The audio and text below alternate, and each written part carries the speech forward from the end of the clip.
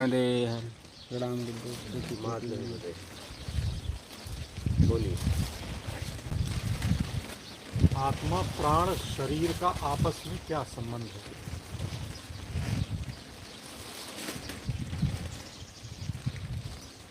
आत्मा पहली बार तो अगर शरीर में आत्मा आई होगी तो पूरा शुद्ध आई होगी और उसने स्वीकार किया होगा। पहली बार अगर आना हुआ होगा कभी भी तो वो पूरा शुद्धता में ही आई और उसने स्वीकार किया इस शरीर में आने के लिए। प्राण वायु जो वायु को ले रहा है और छोड़ रहा है, ठीक है। अब शरीर चेतन है, शरीर चेतन है मतलब प्राण इस शरीर में पहले से है जिसे चेतन कहते हैं। और इसके बाद जब आत्मा इस शरीर में आई तो वो इसमें जैसे ही आई तो वो हो गई जीव आत्मा। पहले शरीर की जरूरत पूरा करने के लिए उसे एक मिल गया, मतलब कर्ता का अधिकार मिल गया कि तुम्हें इस शरीर के लिए अब काम करना है, क्योंकि इस शरीर की जरूरत है। तुम्हारी जरूरत तो कुछ नहीं है लेकिन इस शरीर की जरूरत है। तो प्राण वायु, अब शरीर चेतन है, ठीक है। तो शरीर एक मशीन है। अब जीव आत्मा, जीव जीवन जीने के लिए सांस को लेता है, छोड़ता है, लेता है, छोड़ता है, अपने आप होता है, ऐसा नहीं आपको करना पड़ेगा, ये अपने आप होता है। प्राण वायु लेना छोड़ना। और ये शरीर हमें मिला है, हमने स्वीकार किया है इस शरीर में रहने के लिए, तो हम इस शरीर के द्वारा अपनी ज़रूरत को पूरा करते हैं। पहले शरीर की ज़रूरत, अब शरीर की ज़रूरत को हमने अपना ज़रूरत समझ लिया। शरीर की ज़रूरत को हमने अपना ज़रूरत समझ लिया। तो कहने का मतलब है मूल आत्मा है, फिर आत्मा जीवात्मा हो गई और शरीर में ही प्राणवायु है। क्या लेने छोड़ने का हो, क्योंकि शरीर चेतन है। चेतन से चेतन पैदा होता है, जड़ से नहीं। चेतन चेतन को चेतन करता, तल बोल नहीं सकता, उसे जड़ कहा जाता है। अपने आप उसे एक स्थान से दूसरे स्थान कोई चेतन ही इधर से उधर करेगा, या तो हवा के द्वारा या पानी के द्वारा, कई टकराव से इधर उधर जाएगा, नहीं तो पड़ा रहेगा, उसे जड़ कहते हैं। उसमें भी चेतनता है। ते अपने शरीर को बढ़ाता है जड़ वस्तुओं का उपयोग करके।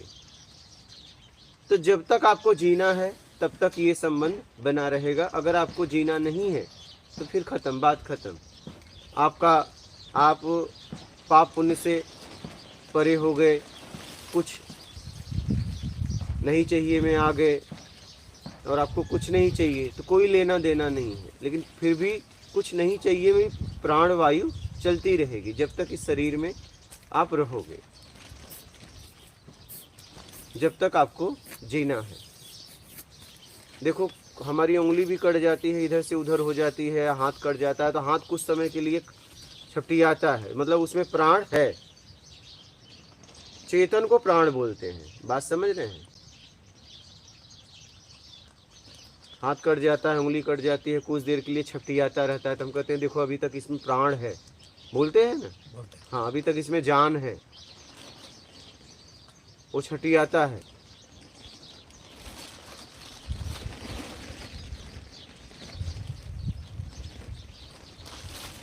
आप समझ गए।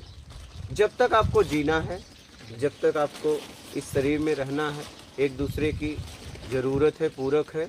और नहीं तो आप निकले तो सब प्राण भी चला जाएगा, ये जड़ हो जाएगा शरीर।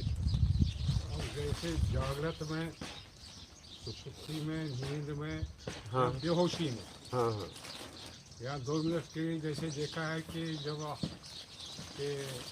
हार्ट का ऑपरेशन होता है, ओपन हार्ट, तो बेहोशी में हार्ट भी चलता है उस वक्त। हाँ है। ये मतलब प्राण वायु होती है या आत्मा होती है? नहीं, अब इसके पीछे आत्मा है। अच्छा, इसके पीछे आत्मा तो है ही है। आत्मा अगर रही तो इसकी चेतनता बनी रहेगी, नहीं तो कुछ समय बाद ही इसकी चेतनता चली जाएगी। क्या अगर ये खुले में आ जाए, शुक्राणु ही खुले में आ जाए तो कुछ क्षण बाद वो खत्म हो जाएगा। इसमें से अगर आत्मा निकल जाए, चाहे आत्मा निकले चाहे जीवात्मा, इच्छा अपेक्षा में है तो जीवात्मा निकलेगी, और इच्छा अपेक्षा में नहीं है तो आत्मा निकलेगी। तो कुछ समय के बाद ये खत्म हो जाएगा। इसकी चेतनता और चेतन इसलिए बना है कि इसमें आत्मा आप हो। आप जैसे ही गए कुछ समय के बाद ये जड़ हो जाएगा।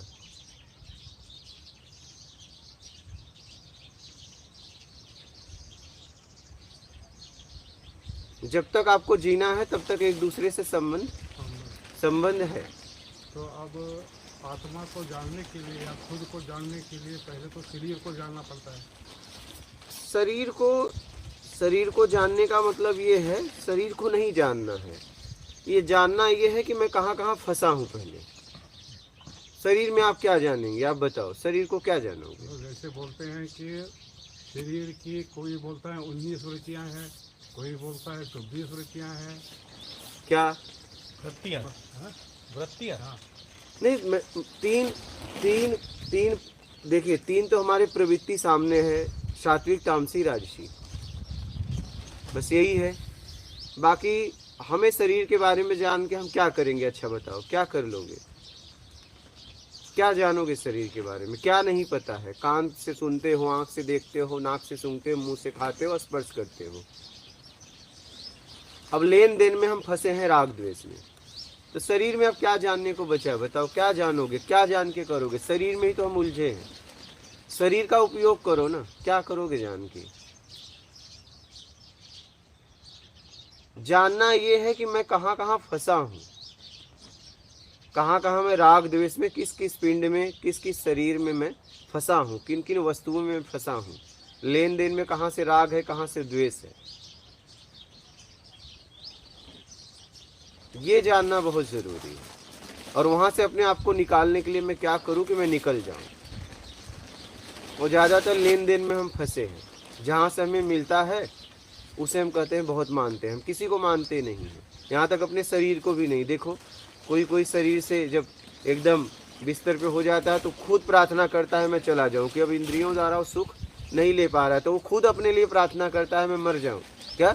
कभी वो डर रहा था और आज मरने के लिए व्याकुल है। क्या मतलब? अब कहने का तात्पर्य कि आप अपने शरीर को भी नहीं मानते,